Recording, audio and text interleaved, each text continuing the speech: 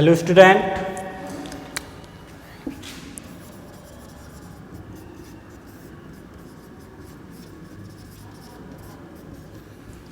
जैसा कि हमने आपको अगले वीडियो में बताया था कि आपका ये चैप्टर ख़त्म हो चुका है और इसी के साथ साथ आपकी जो बायोलॉजी है वो भी ख़त्म हो गई। ठीक, लेकिन हमने इसके साथ साथ ये भी कहा था कि चैप्टर के ख़त्म होने के बाद जब सभी चैप्टर जब ख़त्म हो जाएंगे तो उसके बाद कुछ महत्वपूर्ण क्वेश्चनों को हम लिखवाएंगे। ये क्वेश्चन ऐसे होते हैं 1 या 2 नंबर के आएंगे। अगर हमने आपको 150 या 200 ये क्वेश्चन लिखवा दिए तो 150-200 क्वेश्चन में से आपको एक भी बाहर नहीं जाएगा, चाहे वो 1 नंबर का हो चाहे वो 2 नंबर का क्वेश्चन हो। ठीक, तो ये इम्पोर्टेंट क्वेश्चंस हैं जो शायद में सिलेबस में छूट जाते हैं, तो इन सभी क्वेश्चन को हम लिखवाएंगे। तो अब इसके बाद आप अपनी नोटबुक के पीछे से, जहाँ पर ये चैप्टर सभी ख़त्म हुए हैं, पीछे से आप अलग से इन क्वेश्चनों को लिखते जाएंगे, 1-1, 2-2 नंबर के क्वेश्चन, फिर उनको याद करना। इससे ये होगा कि जब ये क्वेश्चन आप लिख लेंगे और याद कर लेंगे तो इनसे एक भी क्वेश्चन आपका बाहर नहीं जाएगा। ये सभी क्वेश्चन आपको लिखना है और बहुत इम्पोर्टेंट है, क्योंकि कई बार क्या होता है कुछ ऐसे क्वेश्चन पूछ देता है जो शायद हमारे सिलेबस में लिखे ना हो, तो इसलिए हम ये क्वेश्चन लिखवाते हैं कि 1-2 नंबर के क्वेश्चन बाहर ना जाएं, और जाएंगे भी नहीं। अगर आपने सभी क्वेश्चनों को लिखा तो एक भी नंबर का आपका बाहर नहीं जाएगा, ये सभी क्वेश्चन आपको मिल जाएंगे। ठीक, तो अपने नोट्स में पीछे से यही लिख लेना, जितने लिखें 150 लिखें, 200 लिखें, 250 लिखें, तो ये आप लिखते जाना। रोज़ हम क्वेश्चन लिखवाएंगे, रोज़ आपको लिखना है। ठीक, तो आज उसी क्रम में जो आज हम क्वेश्चन लिखवाएंगे वो वंशागति से रिलेटिव चैप्टर के होंगे, जो आपका लास्ट चैप्टर था उसी से रिलेटिव चैप्टर के होंगे। लेकिन इसके बाद आप सीधे लिखते जाना, जैसे हम लिखवाएं आप सीधे लिखते जाना, चैप्टर का नाम नहीं डालना है, आप सीधे लिखते जाएंगे और उनको याद करते जाएंगे। ठीक, तो पहला चैप्टर है मानव व मटर का जीव वैज्ञानिक नाम बताइए। पहला क्वेश्चन है मानव व मटर का जीव वैज्ञानिक नाम बताइए। ठीक, तो पहला क्वेश्चन देखो, इसकी हम पीडीएफ नहीं भेजेंगे आपको। एक बात और याद रखना, इसकी हम पीडीएफ आपको नहीं भेजेंगे। इसके जो क्वेश्चन है आपको वीडियो से ही ऐसे लिखते जाना है, हम इधर लिख देंगे तो उसी से आपको लिखते जाना है, पीडीएफ नहीं भेजेंगे। ठीक, तो पहला क्वेश्चन है मानव एवं मटर का जीव वैज्ञानिक नाम बताइए। ठीक, तो सीधे हम लिख देंगे पहले मानव, उत्तर में मानव, नीचे लिख देंगे मटर। मानव का जीव वैज्ञानिक नाम होता है Homo sapiens.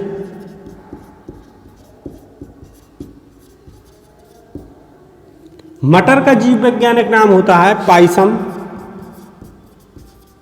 Sativum. Pisum sativum, सही से लिखे दे रहे ताकि आपको दिख जाए।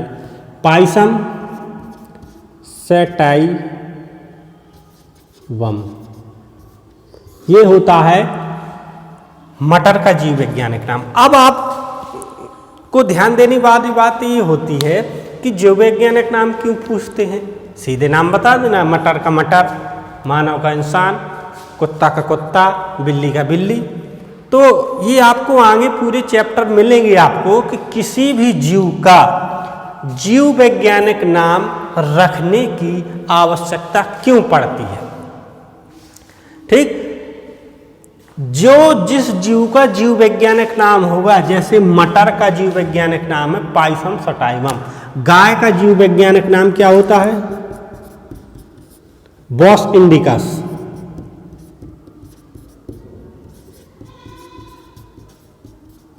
गाय का जीव वैज्ञानिक नाम क्या होता है, बॉस इंडिकस। और मेढक लिखना हो तो लिख लेना, मेढक का राणा टिग्रीना। ठीक, ऐसे ही सबके होते हैं, सबके तो हमको भी याद नहीं है, लेकिन कुछ के हम आपको बता दे रहे हैं। ठीक, जैसे मेंढक का राना टिग्रीना। तो किसी भी जीव का जीव वैज्ञानिक नाम रखने की आवश्यकता क्यों पड़ी? ठीक, ऐसे ही आम का जीव वैज्ञानिक नाम होता, आम का जीव वैज्ञानिक नाम होता है, वो याद नहीं आ रहा, मतलब हर जीव का, हर फल का जीव वैज्ञानिक नाम होता है। अब जीव वैज्ञानिक नाम रखने की आवश्यकता क्यों पड़ी? जैसे मान के चलो कि हमारे यहाँ चाय को चाय बोलते हैं, आप चाय पीते हैं या मंगाते हैं, कहते हैं भाई 2 चाय देना या 1 चाय देना, ठीक, तो हमारे यहाँ तो चाय को चाय बोलते हैं। अगर तुम साउथ में चले जाओ या साउथ इंडिया में चले जाओ या नेपाल चले जाओ या श्रीलंका चले जाओ, वहाँ आप कहोगे कि चाय देना, तो वो आपको चाय देगा? देगा कि नहीं देगा? नहीं देगा, क्योंकि वहाँ की भाषा में चाय को और कुछ बोलते होंगे। जैसे नेपाल में चले जाओ आप, तो नेपाल में चाय को चिया बोलते हैं। क्या बोलते हैं? चिया। चाइना में चाय को और कुछ नाम से जाना जाता है। इंग्लैंड अमेरिका में तो टी बोलते हैं इंग्लिश में। ठीक, अगर आप फ्रांस चले जाओ, रूस चले जाओ, श्रीलंका चले जाओ, कंबोडिया चले जाओ, मलेशिया चले जाओ, तो सभी जगह क्या होती, चाय को अलग अलग नामों से बोलते हैं। ठीक, तो इसी प्रकार अगर हमारे यहाँ गाय है, तो गाय को हम क्या बोलते हैं? गाय। साउथ इंडिया में चले जाओ, गाय को गाय नहीं बोलते हैं, उनकी भाषा में अलग बोलते हैं। इंग्लिश में काऊ बोलते हैं, चाइना में और कुछ बोलते होंगे, श्रीलंका में और कुछ बोलते होंगे, वियतनाम में और कुछ बोलते होंगे, फिलीपींस में और कुछ बोलते होंगे।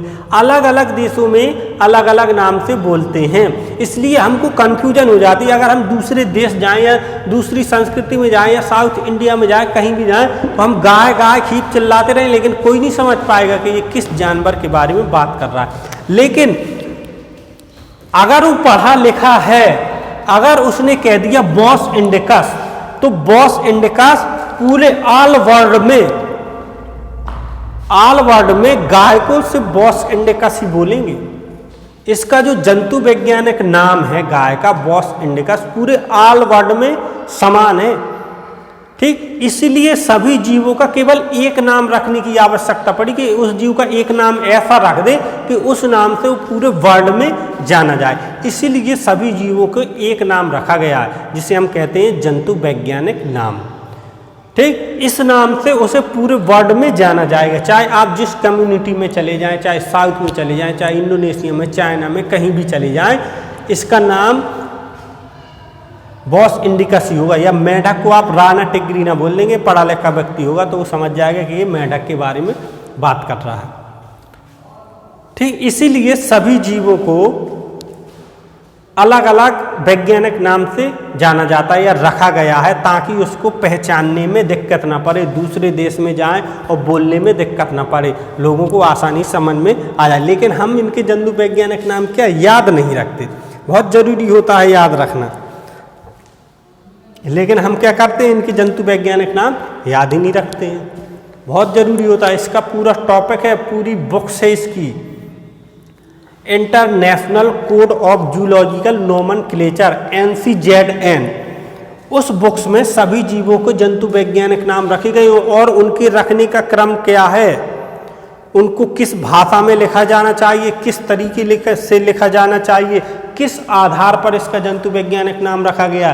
तो द्विनाम पद्धति दी थी कैरोलस लिनियस ने। उन्होंने बताया था किसी भी जीव का अगर जंतु वैज्ञानिक नाम रखते हैं तो पहला जो वर्ड होगा, जैसे राणा, वो इसके वंश को रिप्रेजेंट करता है, वंश, और जो दूसरा वर्ड होता है टिग्रीना, इसकी जाति को रिप्रेजेंट करता है। मतलब पहला वर्ड होगा ये वंश को रिप्रेजेंट करेगा, दूसरा वर्ड होगा ये जाति को रिप्रेजेंट करेगा।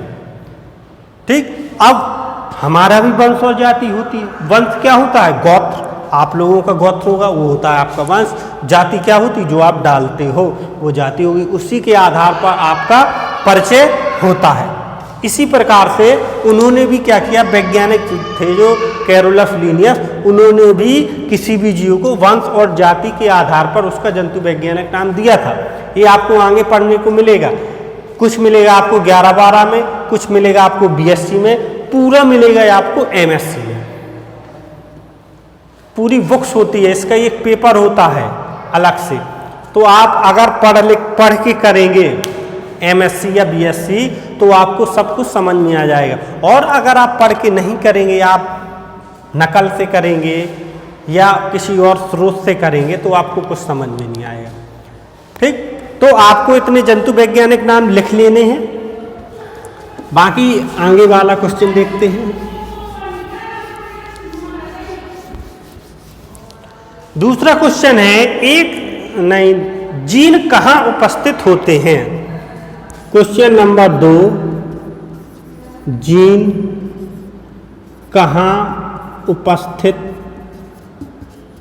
होते हैं। जीन्स जो होते हैं कहाँ उपस्थित होते हैं।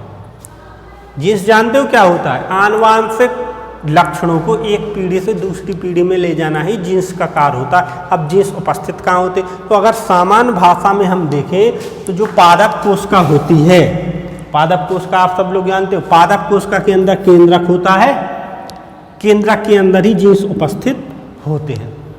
अब केंद्रक के अंदर क्या होता है? केंद्रक के अंदर होता है क्रोमैटिन के धागे। क्रोमैटिन के धागे में क्या रहते हैं? गुणसूत्र। पहले क्रोमैटिन के धागे रहते हैं, इनमें होता है गुणसूत्र, और गुणसूत्र के अंदर होता है डीएनए, और डीएनए के अंदर उपस्थित होता है जीन्स। कितने अंदर होता है? तो आपको इतना ज़्यादा नहीं लिखना है, आपको सिर्फ इतना लिखना है कोशिका के नाभिक में। उत्तर में आपको लिखना है कोशिका के नाभिक में।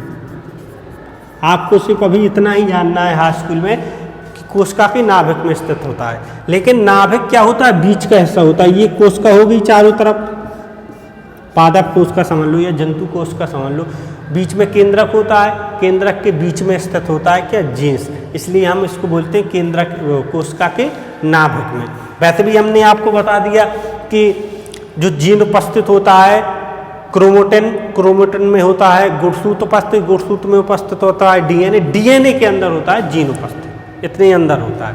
तो आपको इतना नहीं रखना है, सिर्फ आपको लिखना है कोशिका के नाभिक में।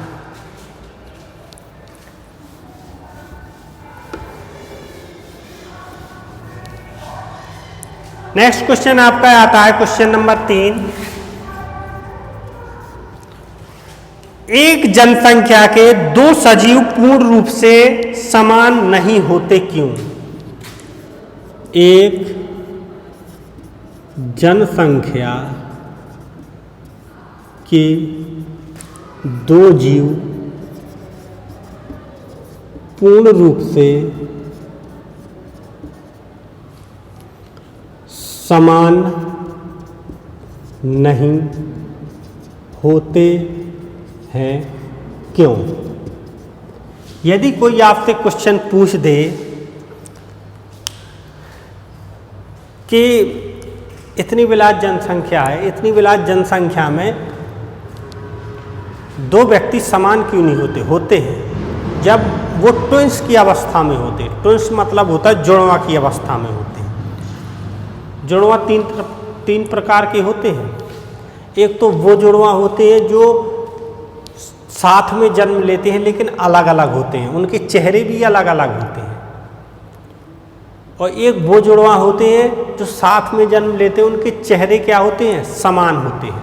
और एक वो जुड़वा होते हैं जो बीच से किसी न सर से, धड़ से, पैर से जुड़े रहते हैं। 3 टाइप के होते हैं। श्यामीज यमज बोलते हैं, और यामीज यमज बोलते हैं, और जुड़वा बोलते हैं। तो 3 टाइप के होते हैं, वो अभी आपको है नहीं। लेकिन उसमें इस क्वेश्चन में उसने ये कहा है कि एक जनसंख्या के ये जो जुड़वा होते हैं ये तो एक ही पिता की संतान होते हैं। मतलब अलग अलग पिता की संतान एक से क्यों नहीं होती है? जैसे हम हो गए, आप हो गए, हमारे आसपास जितने लोग घूमते फिरते हैं, इनकी बात कर रहा है कि इतनी जनसंख्या में दो जीव समान क्यों नहीं होते। तो इसका मतलब होता है हर जीव में क्या होती है, जो डीएनए की प्रतिकृति बनती है वो थोड़ी सी अलग होती है। मतलब 90% तो समान होती है हर जीव में। अब जब 90 या 95% अगर समान होती है तभी तो एक से जीव बनते हैं, दो पैर हमारे, दो हाथ उनके, दो पैर हाथ, दो उनके, बाल उनके, नाक उनकी, आँख उनकी, सभी एक जैसे बनेंगे। लेकिन उसमें जो 95% जो डीएनए प्रतिकृति बनेगी वो तो समान बनेगी, लेकिन कुछ थोड़ी सी अलग बनती है। 5% डीएनए की जो प्रतिकृति होती है वो हर जीव की अलग होती है। उसी जीन से क्या होता है, व्यक्ति की शक्ल का निर्धारण होता है, इसलिए वो क्या होती है, थोड़ी सी अलग होती है। तो आपको ज़्यादा कुछ नहीं लिखना है, आपको सिर्फ इतना लिखना है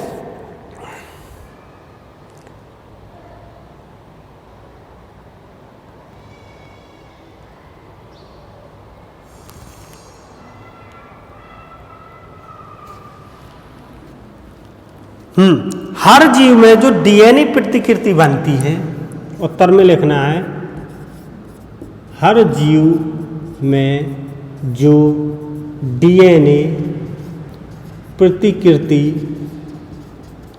बनती है वो क्या होती है, डीएनए प्रतिकृति बनती है वो हमेशा एक दूसरे से थोड़ा अलग अलग होती है, वो हमेशा एक दूसरे से थोड़ा अलग अलग होती है। यह सीधा आप लिखने दें कि डीएनए की जो प्रतिकृति बनती है वो थोड़ा अलग होती है एक दूसरे से। इस कारण जो जनसंख्या के सभी जीव होते हैं वो समान नहीं होते।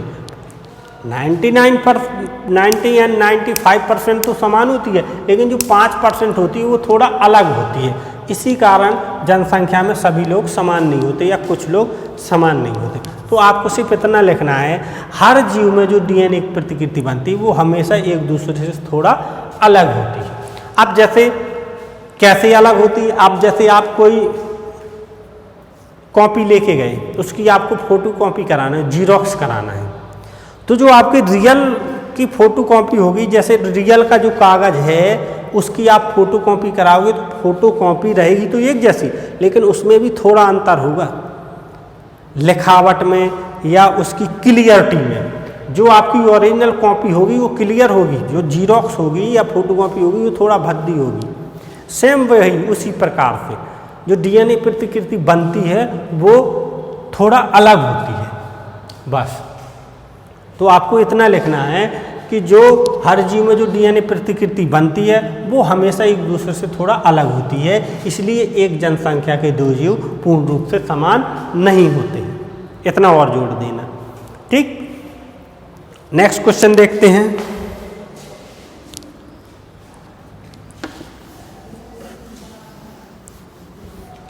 अब नेक्स्ट है आपका XX तथा XY गुणसूत्र किस नाम से जाने जाते हैं। प्रश्न,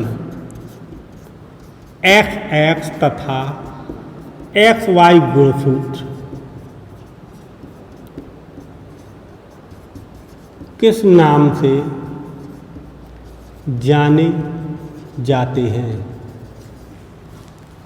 ठीक, जो XX होता है या XY गुणसूत्र होता है वो किस नाम से जाने जाते हैं। देखो, हम आपको इंटर लेवल का बता रहे हैं, नहीं तो कुछ नहीं, सीधा हम कह देते XX और XY गुणसूत्र को उत्तर में लिख देते XX तथा XY गुणसूत्र को लिंग गुणसूत्र नाम से जानते हैं। लेकिन इसका हम आपको विस्तार से भी बता रहे हैं। विस्तार से कैसे, लिंग गुणसूत्र का लिख दो इधर, लिंग गुणसूत्र या लैंगिक गुणसूत्र, कुछ भी लिख दो, लिंग गुणसूत्र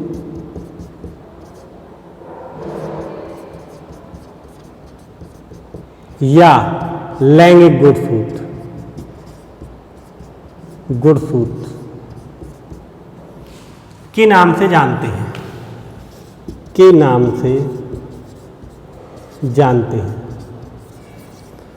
ठीक, अब थोड़ा हम डिटेल में इसको बता दें कि ये जो XX और XY जो गुणसूत्र होते हैं उनको लिंग गुणसूत्र क्यों कहते हैं या लैंगिक गुणसूत्र क्यों कहते हैं, क्यों इनको जो एक्स एक्स होता है या एक्स वाई होता है इनको लैंगिक गुणसूत्र कहते हैं। देखो मनुष्य में चाहे वो नर हो या मादा, चाहे वो स्त्री हो या पुरुष होता, जो मनुष्य होता है उसमें कितने गुणसूत्र पाए जाते हैं, मतलब 23 गुणसूत्र पाए जाते हैं। गुणसूत्र को क्या कहते हैं, क्रोमोसोम। इंग्लिश में गुणसूत्र को क्या कहते हैं, क्रोमोसोम। 23 जोड़े पाए जाते, जोड़े मतलब डबल, 23 जोड़े और 46 गुणसूत्र। 23 जोड़े, जोड़े का मतलब होता है डबल, 23 जोड़े और 46 गुणसूत्र पाए जाते हैं सभी में, चाहे वो स्त्री हो चाहे वो पुरुष हो, चाहे वो स्त्री हो चाहे वो पुरुष हो, सब में एक साइड लिख देंगे स्त्री, एक साइड लिख देंगे पुरुष। अब इन दोनों में कितने पाए जाते हैं, 46 इसमें पाए जाते हैं, 46 इसमें, 46 दोनों में पाए जाते हैं। ठीक, याद रखना, बहुत ही इंटरेस्टिंग पॉइंट है। मतलब 46 दोनों में पाए जाते हैं, चाहे वो स्त्री हो चाहे पुरुष। लेकिन स्त्री को रिप्रेजेंट कैसे करते हैं, एक्स एक्स, ये होती है स्त्री, ये तो आप जानते हो एक्स वाई, ये होता है पुरुष, करते हैं रिप्रेजेंट। अब क्या होता है कि जो 44 गुणसूत्र होते हैं, 44 इसमें 44 इसमें, ये दोनों में चाहे वो स्त्री हो चाहे वो पुरुष हो, 44 जो गुणसूत्र होते हैं वो बिल्कुल सेम होते हैं। स्त्री और पुरुष में 44 गुणसूत्र सेम होते हैं, मतलब समान होते हैं। 44 के बाद बचते कितने, 2 बचते हैं कि नहीं। तो जो 2 गुणसूत्र होते हैं वो ही असमान होते हैं। स्त्री में जो लास्ट के 2 गुणसूत्र बचते हैं वो होते हैं एक्स एक्स, और पुरुष में जो लास्ट के 2 गुणसूत्र होते हैं वो होते हैं एक्स वाई। यही 2 गुणसूत्र जो होते हैं लास्ट में यही असमान होते हैं। मतलब इसमें 46 होते हैं तो 44 गुणसूत्र क्या है, समान, और 44 के बाद एक ये क्या हो गया 47, वो 46 45, और ये हो गया 46। मतलब 44 के बाद जो 2 ये गुणसूत्र हैं इनको अगर मिला के जोड़ा जाए तो कितने हो गए, 46। इनके 2 गुणसूत्र मिला देंगे तो ये भी क्या हो जाएंगे, 46। तो मतलब क्या होता है, 2 गुणसूत्र 44 गुणसूत्र तो क्या हो, दोनों में समान होते, चाहे वो स्त्री हो चाहे पुरुष हो, दोनों में क्या होते, समान। लेकिन जो लास्ट के 2 गुणसूत्र होते हैं एक्स एक्स और एक्स वाई, ये 2 गुणसूत्र होते हैं, ये होते हैं असमान। इन्हीं को हम कहते हैं लिंग गुणसूत्र या लैंगिक गुणसूत्र।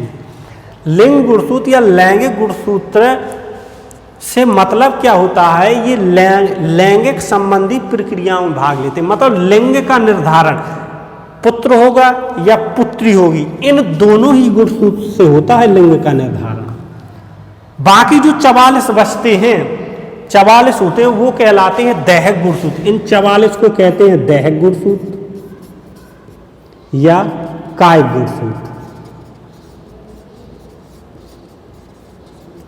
मतलब अगर लास्ट के 2 एक्स एक्स और एक्स वाई गुणसूत्र अगर पूछ दिया कि ये किस नाम से जाने जाते हैं, तो ये तो लैंगिक गुणसूत्र या लिंग गुणसूत्र के नाम से जाने जाएंगे। बाकी जो 44 अगर उसने पूछ दिया 44, बाकी 44 गुणसूत्र किस नाम से जाने जाते हैं, तो इनको कहेंगे, अगर लिखना हो तो लिख लेना, बाकी जो 44 गुणसूत्र होते हैं उनको किस नाम से जाना जाता है। तो जो 44 गुणसूत्र होते हैं इनको जाना जाता है दैहिक या कायिक गुणसूत्र। अब इनको दैहिक या कायिक गुणसूत्र क्यों कहते हैं, क्योंकि ये गुणसूत्र क्या करते हैं, हमारे कायिक अंग मतलब शरीर के निर्माण में भाग लेते हैं, इसलिए इनको कहते हैं दैहिक या कायिक गुणसूत्र। और जो 2 गुणसूत्र लास्ट में बचते हैं असमान, ये लिंग में भाग लेते हैं। मतलब लिंग कौन सा होता है, पुत्र होगा या पुत्री होगी, मतलब लिंग का निर्धारण करते हैं ये दोनों, तो इसलिए इनको लिंग गुणसूत्र या लैंगिक गुणसूत्र कहते हैं। ठीक, तो डिटेल में हमने आपको बता दिया, लेकिन आपको लिखना है इतना ही, लिंग गुणसूत्र या लैंगिक गुणसूत्र कहते हैं। बाकी जो 44 बचते हैं उनको दैहिक या कायिक गुणसूत्र कहते हैं। नीचे आप पॉइंट में लिख लेना। ठीक, तो आज हमने आपको 3-4 क्वेश्चन बताए, उनका आपको डिटेल भी बता दिया। अब कल इसी प्रकार से कुछ और क्वेश्चन बताएंगे, उनका भी डिटेल हम आपको बता देंगे। और आप लिखते जाना, बहुत इम्पोर्टेंट क्वेश्चन है। अगर आप पढ़ लेंगे तो आपको आगे भी ये बहुत उपयोगी होंगे। ठीक है, बाकी कल बताएंगे। धन्यवाद।